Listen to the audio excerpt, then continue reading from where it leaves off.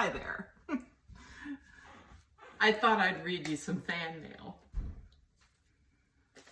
Yesterday I go on Facebook and I see this post in which I'm tagged. I tried to make Elizabeth Gray's hummus recipe and I ended up with super tart wall spackle. No photos because it looks like a bowl of cat shit. Yes, from my good friend, Laura B. Sharp. Okay. She mentioned later on that perhaps she'd not had all the ingredients, but in fairness to both Laura B. and someone else who said that her hummus when she made it for me was too lemony. A friend of mine with whom I went to school, George Breeden, made my hummus with great success, but he realized that the size of the lemon has a lot to do with how many lemons. And I may have said 8 lemons when I originally talked about the recipe.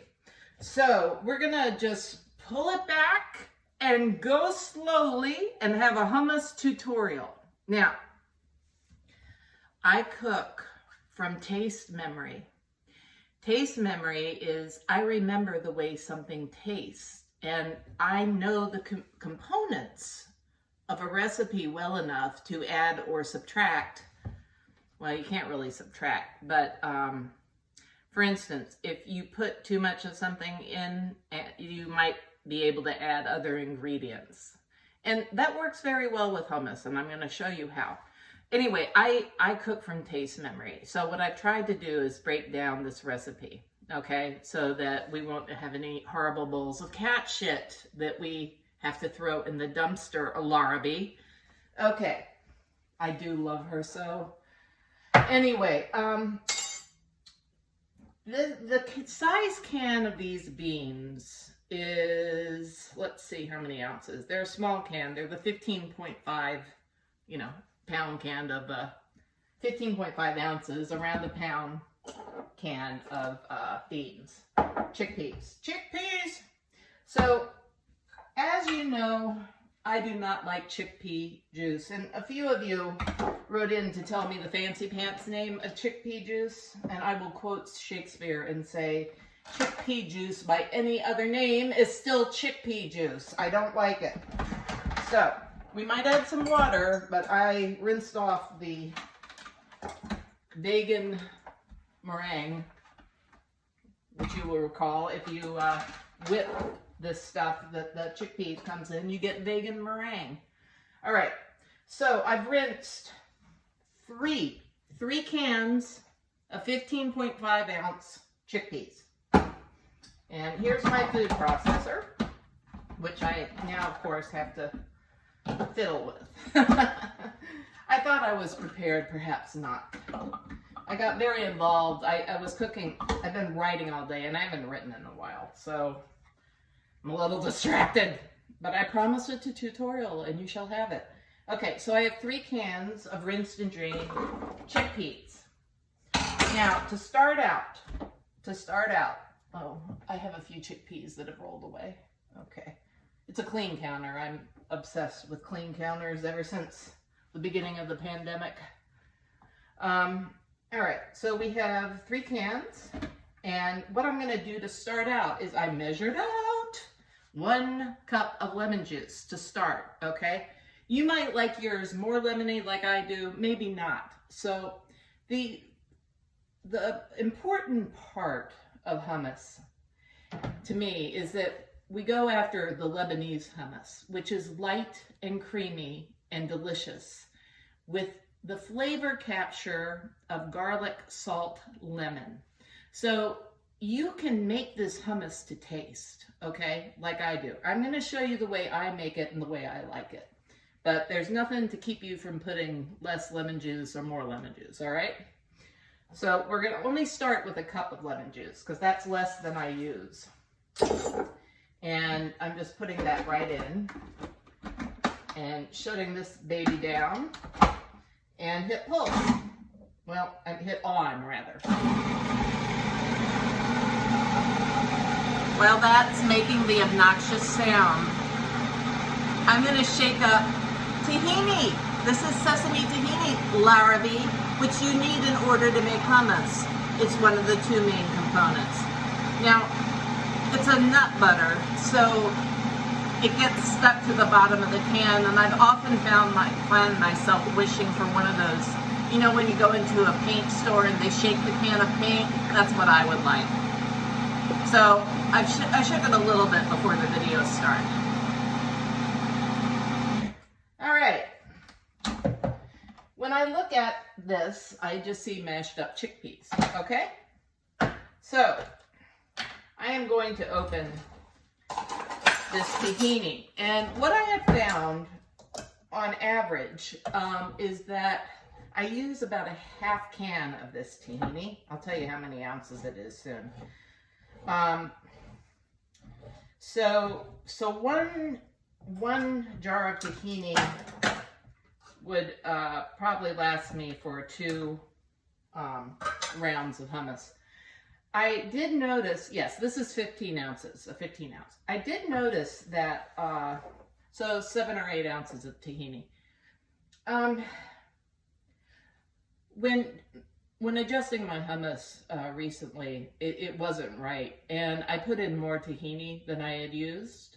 And what I got was there was some, it's like cement stuck at the bottom. And I put some of the cement in, okay? And that helped the texture of the hummus a great deal. So I'm going to get a spoon.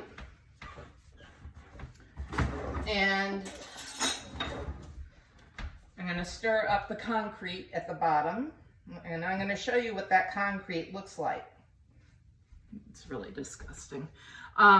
So that's the concrete at the bottom. Try and get half of that concrete into your hummus, okay? So put that there. And then we're going to add, you know, enough of the creamy kind to go about a half can. All right? Yeah, that's about right. We might add more. That's about a half can. So next, I'm going to use, this is a 1/4 cup of water, 1/4 cup of water. I'm going to use a little bit of water to thin this, maybe 1/8 of a cup, a few tablespoons. Before I add more lemon juice, because I want to see what one cup of lemon juice gives me. But before I do that, salt.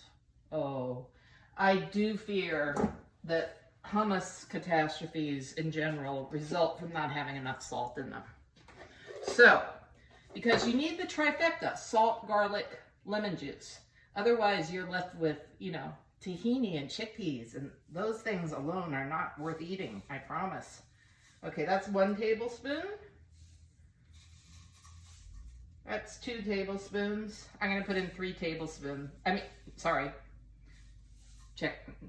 putting in 3 teaspoons of salt to start. That may sound like a lot of salt, but because the flavors are so sharp, you probably need it. And I'm going to put in a little bit, tablespoon of water. And now we're going to get to garlic. So I took the trouble of breaking up the garlic cloves. Usually, you know, I have a head, and garlic is so aggravating. It's worth, I dropped some. It's worth it, but it's aggravating. So as you can see, these are big cloves of garlic that I'm using. And what you do, let's see, 1, 2, 3, 4, 5. We'll start with 6 of these big cloves. There's one on the floor. I just take the knife, right? Do it safely. Keep the blade away from you. Take the edge of the knife and press down, and it cracks open the garlic clove, okay? Do that for each one. It's a very fast way to get this paper off. I call it paper, garlic paper off of the clove. Garlic is sticky. It is aggravating. And there is nothing else that is worth this much trouble, I don't think. It's really good. Okay, so now that I've broken them open, the clove just kind of plops out. So I put in 1, and remember, these are big cloves. So if you got itty bitty cloves, you're in for a lot more work. You can kind of tell in the grocery store, right? 3, All right, 4. This is going to be very garlicky. I can tell already that I'm going to need more lemon juice. We'll put 5 in to start. All right, so we have 3 tablespoons of salt and 5 garlic cloves. And we're going to blend, and the tahini. We're going to blend some more. On. Meanwhile, because I know I'm going to want more lemon juice, I've squeezed a couple of lemons. And let me show you how big the lemons are that I use. I use lemons this size, which aren't large. I would call this a medium edging towards small size of lemon, right? So we've got 5 worth of these, which is a cup. And I squeezed another 2, which will be just shy of a half cup. George Breeden and I think we like about a cup and a half of lemon juice, all right? But let's check it and see how it is. First, I'm going to pick up this clove of garlic because I keep stepping on it. Off. All right, now, the next thing we do, we taste it.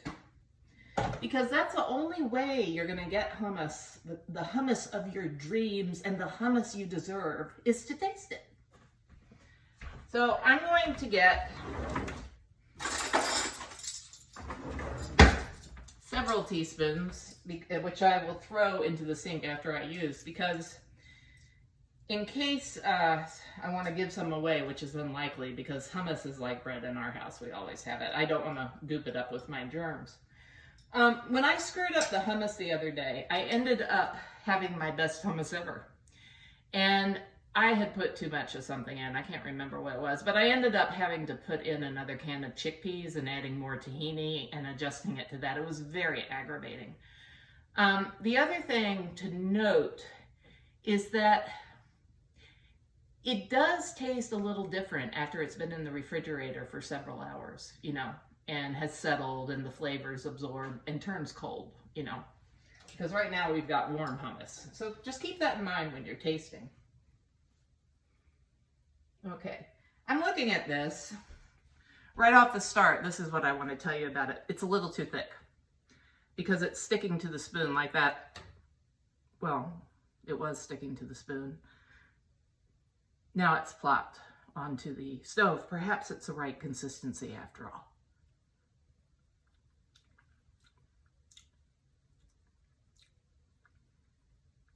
It needs more tahini. Might need more lemon juice. It's got enough salt. So only put in a teaspoon or 2 of salt. So scratch that when you start because it might be too salty for you. It's not too salty for me. I'm going to add some more lemon juice. All right. A little bit. So I'm adding maybe 1 more lemon worth of lemon juice. I'm going to add some water. So we had a 1/4 cup total. I'm going to add maybe a tablespoon, 2 tablespoons of tahini. Get that spackle. I find this process terrifying, but you know, it's like I have to make this in real time, and I gotta wipe this up. But really, what's the worst thing that can happen? The worst thing that could happen is that the video is going to be longer because I'm going to have to keep adjusting it. I have an extra can of chickpeas on hand if I need to do that. I've got plenty of tahini. Not the end of the world.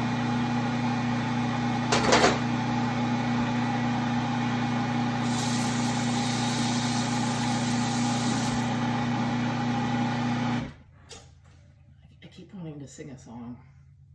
You know, I was talking to my friend Crunchy recently. I haven't talked to Crunchy in 30 years. And we were talking about success and what success meant. And I told him that I have finally figured out why successful people are successful. It's because they do what they're thinking about. That's it.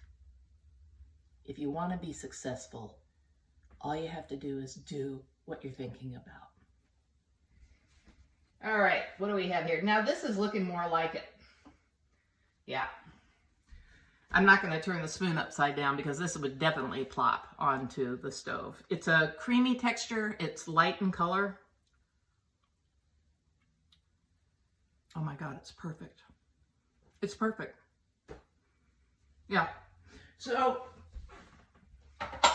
when I tasted it, it tasted a little grainy to me. And if it tastes grainy, it means it needs a little bit more tahini. And it wasn't lemony enough. I'm going to say again, I advise against putting too much salt in the beginning. So just put, see, I measured today and I usually don't measure exactly. So just put in maybe 2 teaspoons to start. I like 3 teaspoons, definitely. Because this is perfect hummus. It's a perfect consistency, perfect texture, perfect taste. So what I do now is, oh God. So we're gonna have to talk about this cabinet one of these days, but I've got some writing to do. So we're not gonna do it today. So now I'm going to pour the hummus into the bowl and it will go in the fridge. I like to use a spatula to get all the bits. It's difficult with the blade. You know, you have to lift out the blade by hand, which I will do off camera. I have a sinking feeling that if I do it on camera, I will cut myself. But look at that. Look at that beauty.